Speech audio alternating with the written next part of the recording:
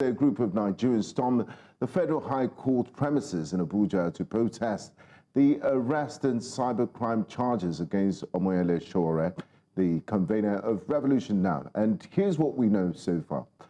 Omoyele Sowore was summoned by the police for obstruction, defiance, intimidation, and cyberstalking. This follows a viral video exposing alleged extortion at the Lagos Murtala Mohammed Airport Access Road. He was detained and later granted bail, but he rejected bail conditions, which required a level 16 civil servant, a surety, and passport surrender. Sowore claims his detention is politically motivated due to his criticism of the IGP's tenure extension. Well, amid heavy police presence at the Federal High Court yesterday, protesters were seen carrying signs with messages such as hashtag Free Sowore Now, hashtag Free Adaramola Now, and 100 others. Yeah, 100 others. Hashtag End Police Brutality as well. Also trying to look in between those hashtags. Hashtag Sack the IGP Now for unlawful detention. Well, these, they say, were their demands. But guess what? One person was there who also stood forth and was pushing for these demands. Well, joining us now is prominent civil society leader. She is the former country director, Action Aid Nigeria, Comrade Ene Obi. Thank you for joining us all the way from the federal capital. Thank you. Thank you for having me. Good morning, Nigerians. Good morning. Yesterday, it seemed to be a repetition of what we possibly saw a few months back, where pocket-sized protests were being held, requests were being made to the federal government. Do you think these requests are indeed, in quotes, baseless, like some have said, or do you think it's something that would yield positive results, especially if it continues? I want to thank you. And when you are talking about pockets of protest or protest that is going on, we need to look at what are the reasons why people are protesting. Are we talking to the government, or are we talking to a listening ear, or people who are not listening? What is going on under the kind of democracy that we're having currently in Nigeria? People are really, really tired. And anything that would divert us from concentrating and bringing meaningful life to Nigerians, we are looking at a content where, Sowore yesterday was charged with a 16-count charge. They started with 14-count charge. The charges were four, and now we're having 16-count charges. We're having, different counters dating back to December 13, and also, having January 9 or something where, there were altercations. Yes, we came in yesterday for two things. One was the Abuja 11, those who were protesting during the End Bad Governance protests. 11 of them were incarcerated for weeks without trial, and eventually, they were in prison for quite some time. And it's not only in Abuja. We had about 12 of our colleagues who were, of our comrades who were incarcerated in Kaduna for 10 weeks without trial. It was the 11th week they took them, and then eventually they dismissed the charges. How can you be charging people who are protesting against treason? Against who is the one who should even charge the people? Should it be the Nigerians that will be charging the people, or the Nigerian government that will be taking people to court? When you come back to the IGP's case, we know how they went through in the parliament to be able to give extra time to the IGP. And we are saying, under the law, under the Police Act and all of that, when you put down, when it is time for somebody to retire, the person retires. But in this case, you are giving somebody extra time. Do we not have, people, or, you can use people or work with people in different directions. If you think you like the IGP so much, you can give him another assignment. After all, you are the president, you are the one in charge. You can give him even the police service commission or whatever you want to give. What people are saying, and a lot of citizens cried out when the tenure was being amended and said, let this person go. So when you call it illegal, citizens are airing their voices. Sowore did not start activism today. He was a president of Students' Union, in Unilag. So all of this time, the fact that he at one time contested, does not mean that he's not a Nigerian anymore. And the voices of opposition is really going down in this country. When you hear somebody voicing out, the political class, when we had the end back governance, we were having exchanges a few days ago. And I was telling them, I said, where is the voice of opposition? You just left the civil society, the citizens to fight for themselves. Where are the voices of those who should be there, who should be asking the president, what you are doing is not good, correct it. And what we are asking the president to do is, do something better. You can do better. You have the mantle now. Whether you entered illegally or legally, in whatever form, you are occupying the seat of Nigeria, the seat, the governance seat. You are the father of the land today. No matter how you go, because we need to clear out ourselves to say, because you have gotten there, doesn't mean that, you think people didn't vote for you, or you are a president of all Nigerians. Because it is a Nigerian that will occupy that seat, but lead the people well. Let's have a democratic environment where everybody is participating. Everybody should be recognized. The citizens are going there. People are tired. When you have half of your citizens below the poverty line, poverty, hunger is in the land because it's getting really unbearable. The young people you are locking up, many of them in Kaduna, the first one, over 170 people were incarcerated before they were released. But these young people, they have no job. There are no jobs. They are really being frustrated. If you are looking at parents at home, you really be frustrated. We have, many of us have schooled so many children, trained them, where government did not have any contribution. In the past, the government used to give scholarships, but we're not even investing in the human capital. And then, so we really need to be careful.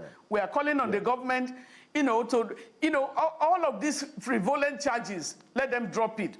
And Yes, you said you turned them frivolous charges, 17 count charges, and you said you're also there for the Abuja 11. Do you think this cyber stalking, the cybercrime charges that have been filed against Sowore is commensurate to his comments? And what does this say about the freedom of speech space in Nigeria? Are we seeing a stifling of press freedom and freedom of speech?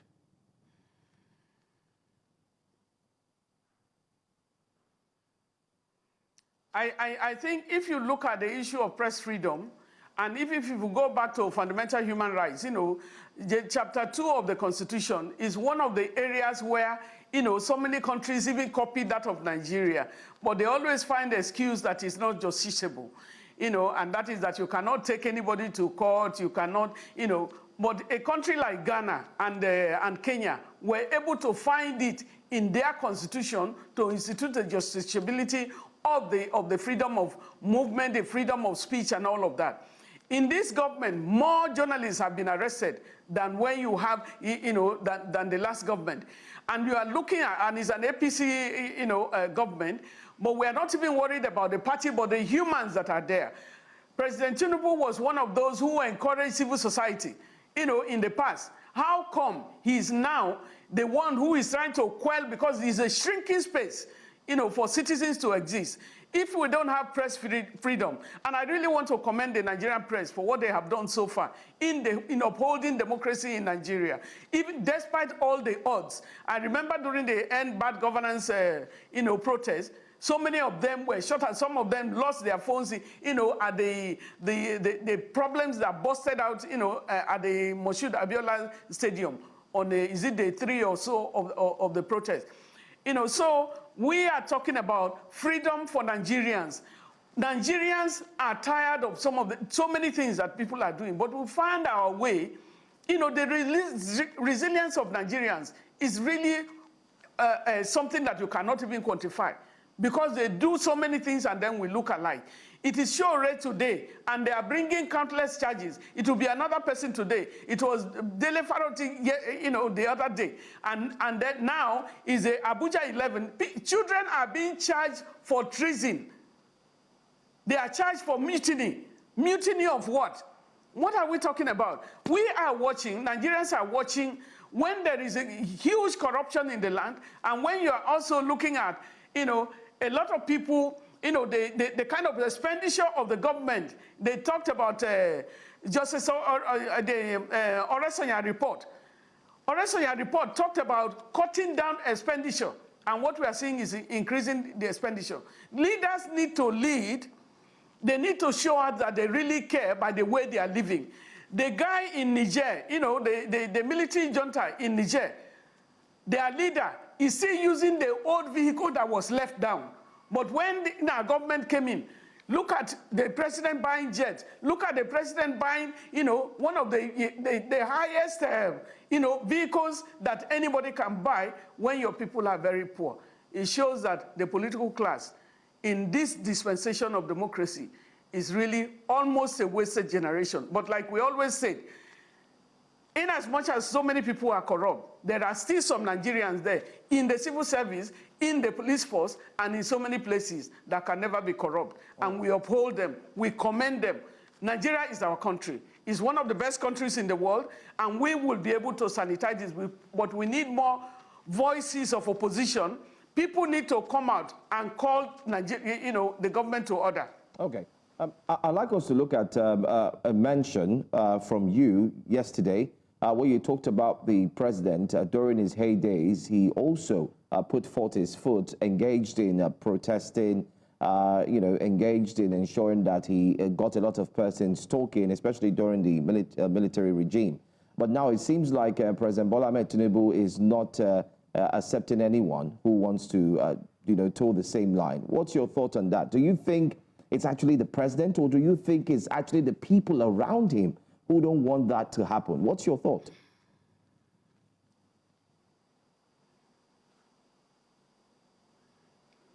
Well, as a leader, you take responsibility for whatever is uttered. I didn't say during the military regime. During the military, many of us were out there. Many of us were out there struggling and went to detention and so on and so forth.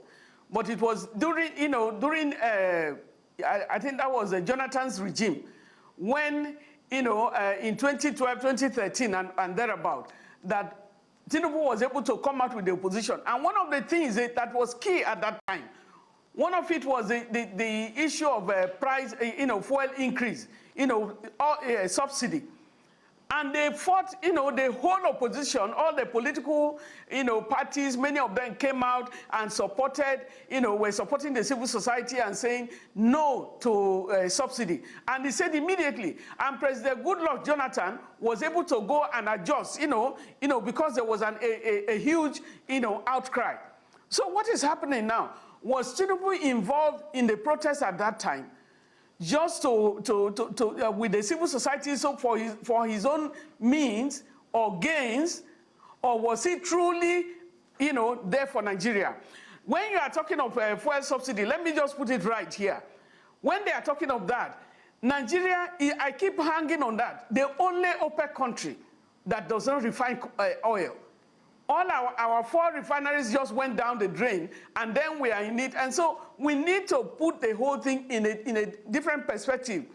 If the 4, refineries are working, you will have so many Nigerians who will be working today. You will have so many of those who are looking for the unemployed Nigerians to be employed. Now we take our oil to Malta, we take it to other places and bring them back. You will keep their own citizens working, or, there. And then we are told so what you are telling Nigerians there is a subsidy when you are not even running any of your refinery. Now you say, okay, NNPC is producing. Since they started production, is it 1,000 or 100 naira that they lifted up and say, okay, we are producing now. Okay, just look at the mathematics. You are no longer producing. You are no longer shipping out the crude. You are now producing here. The cost of shipping out and bringing the refined product in should be eliminated. And so what are we having? And so I think the politicians are using the civil society. And one of the things I was telling them the other day is, you are asking the civil society to come and cry out, but where are you limiting us to? Who is paying, who is giving money to the civil society? We really strive to write proposals and negotiate before we are giving money to do the things that we are doing. Madam, you look at the civil society, you say, yeah, some of them are sellout. Of course, they are Nigerians, some of them will be sellout, but we stand on the platform of patriotism. Now, Madam, let's talk about police reforms and accountability. One of the reasons why Sowore was invited to Abuja was because of a viral video of him recording policemen allegedly extorting citizens. And there's been numerous reports of Nigerians complaining about incessant roadblocks. Those that traveled during the Yuletide complained about multiple roadblocks. What sort of reforms are needed to restore confidence in the Nigerian police force and make sure they are fit for purpose?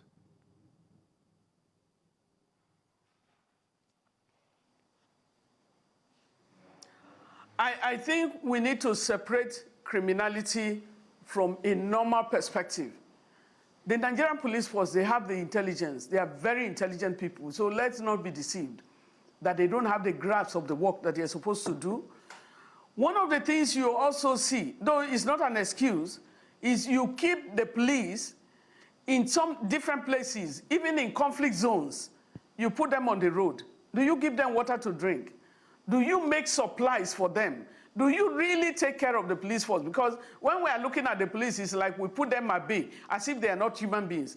The police, they are human beings. Members of the armed forces, they are human beings. And they need to be treated well. And so sometimes you find them asking for money, begging for money. If you don't give them, they let you go, you know, sometimes. But are they supposed to be in a begging position? Go to their barracks. Go look at the welfare of the police. And one of the demands of NSAS, protests, was the issue of looking at the police, the welfare of the police. And I remember that one of my children went out during that, and she was badly beaten by the police, which was very, very sad for her because, Mommy, we are talking about the police. We are trying to say they need to treat the police better, but they are beating them. And so you look at the person who is in the front line and look at what is controlling that person, the orders that they are giving, and all of that. We are all Nigerians. And I ask the political class not to divide, Nigerians among Nigerians, because the police, they are Nigerians. The civil society, they are Nigerians. Students are Nigerians. Armed forces, all of us are Nigerians. And the politicians are Nigerians. What is a higher level? We need to look at the equality of the human being. What are you doing today that you can leave behind? What is your duty? What is your level of patriotism? And so we need to focus on the police reform. I believe in the Nigerian police. I believe that with the right leadership, they can turn around a lot of things. The police had been brutalized so much. If you look at way back, we used to have the highway patrol. But the Nigerian government came in and politically created the federal road safety. I was old enough to know what exactly was happening at that time. And then you divide that. Now you create the civil defense and a whole lot of others, depleting the resources of Nigeria from the same funding, from the same budget. And so what does the Nigerian police become? How many people, what's the membership of the Nigerian police force? And then a huge number of the police force are detailed to politicians. Many politicians cannot go to their villages without the police.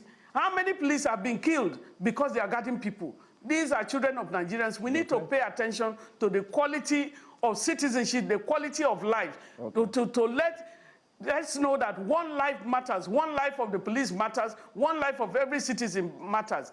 They need to free everyone, that is connected with end bad governance, and actually end bad governance now. All right, thank you so much.